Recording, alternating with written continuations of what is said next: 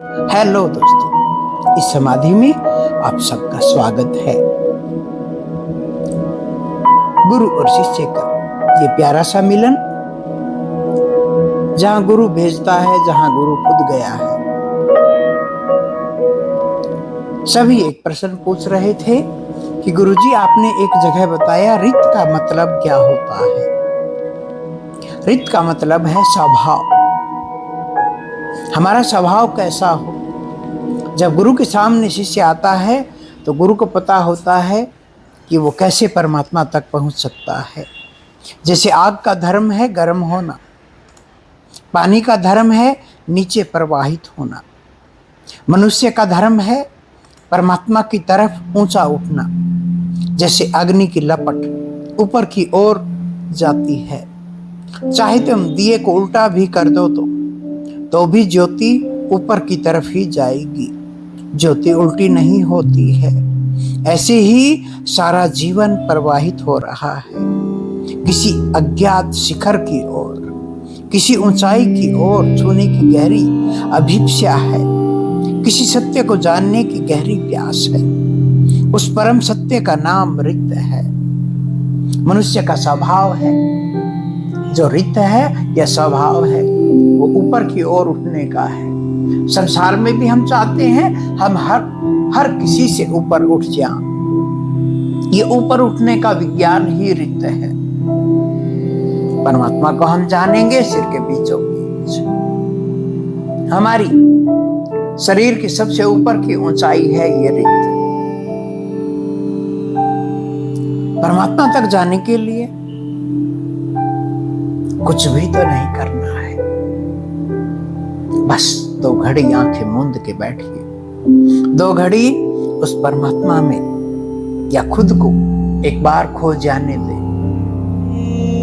नींद में हम खुद को खो देते हैं, पर जब हम आलती पालती मार के बैठते हैं या लेट जाते हैं या गुरु के संसर्ग में शरीर सोता है, पर हम अपनी आत्मा को परमात्मा में विलीन कर देते हैं, अंतर्ध्यान कर देते हैं। तब जो बचता है वो परमात्मा ही तो बचता है। उस परमात्मा में डूबने के लिए ही सारे जतन होते हैं। गुरु की हाला में, गुरु के इस मदिरालय में, गुरु के इस शराब खाने में क्या नहीं हो सकता, सब होता है। सने सने वो अमृत पिया जाता है। आपने कभी अमृत को देखा है? सुना जरूर होगा, वो भी ऊपर की तरफ जाता है। तो हर एक चीज जो ऊपर की ओर जा रही है वो चीज रित है। राम की ऊर्जा ऊपर की ओर जाती है तो वो राम हो जाते हैं, वो परमात्मा ही हो जाते हैं। रावण की ऊर्जा ऊपर जाती है तो वो दुर्जन के रूप में, राक्षस के रूप में ऊपर की ओर जाते हैं। हमें अपने स्वभाव को देखना होगा, हमें डूबना होगा उसकी ओर। बार बार हर वीडियो में आप इनको देखते हैं। ये साधक दीक्षित हुए हैं, संन्यासित हुए हैं परमात्मा को जानने के लिए। जब तक आपके भीतर की प्यास आपको गुरु से नहीं मिलवाती है, तब तक आपको सब कुछ ड्रामा लगेगा। इस ड्रामे के पार बैठा है वो परमात्मा।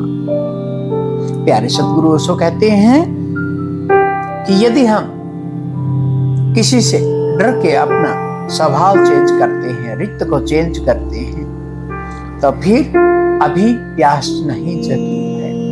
दुनिया तो हमेशा परमात्मा को जानने वालों को पागल कहते हैं। मेरी दुनिया में 1000 दुश्मन हैं। क्यों है वो? क्योंकि मैं परमात्मा की तरफ भेजता हूं, क्योंकि मैं उनको उनका स्वभाव याद दिलाता हूं। और जब जब आप किसी का स्वभाव याद दिलाएंगे तो वो आपका दुश्मन होना लाजमी है। लोग मेरे सामने से मुझे कभी भी वो मेरा सामना नहीं कर सकते, तो फिर वो पीठ पीछे मेरी निंदा शुरू कर देते हैं। हजारों लोगों से मेरी निंदाएं होती हैं। कभी किसी ने आके मुझसे नहीं पूछा कि गुरुजी ये क्या हो रहा है। एक जागे हुए के पीछे लोग पढ़ते ही हैं। जीसस के पढ़े, बुद्ध के पढ़े, नानक के पढ़े, हर किसी के पीछे पड़ जाते हैं लोग।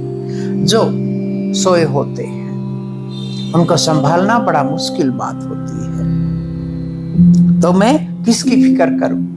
जो परमात्मा की तरफ बढ़ रहे हैं, जो मेरे पास आते हैं, मैं उनकी फिक्र करूं, या मैं उनकी फिक्र करूं कि जो निंदा करते हैं, जो लोग जो निंदाओं में इतना डूब जाते हैं कि मैं 24 घंटे क्या सफाई ही देता रहूं? नहीं, कोई जरूरत नहीं है कुछ भी सफाई देने की। इस आदर और इस निंदा के पार जाना है। प्यारे ओशो ने खूब खूब तरकीबें लगाई थी। मैं कहता हूं, भोजन और भजन दोनों ही एकांत में होते हैं। इस एकांत को समझिए, इस एकांत में डूबिए, तब देखना परमात्मा परमात्मा ही रह जाएगा आपके पास। उस परमात्मा में डूबना है हमें, उस परमात्मा को जीना है हमें। गुरु के पास कोई दूरी मैटर नहीं करती। गुरु के पास एक ही सशक्त चीज होनी चाहिए, वो है प्यास। प्यास बहुत जरूरी है। उस प्यास के बगैर कोई काम नहीं चलेगा। तो आपकी रित क्या है? आपकी प्यास। जब आप परमात्मा को पा जाते हैं, इनलाइटेंड हो जाते हैं, तब आपकी रित क्या होती है? तब आपकी रित होती है कि आप किसी को बांट दें। आप पाइए और जनवाइए। आइए, अपने ही आगे झुक जान, अपने भीतर बैठे परमात्मा के आगे झुक जाना है हमें। उस झुकने में ही वो चला आता है। जितना आप झुकेंगे उतना ही आप ऊपर की ओर बढ़ चलेंगे। उस ऊपर की तरफ जाने के अपने स्वभाव को नमन करिए। हरि ओम तत्सत।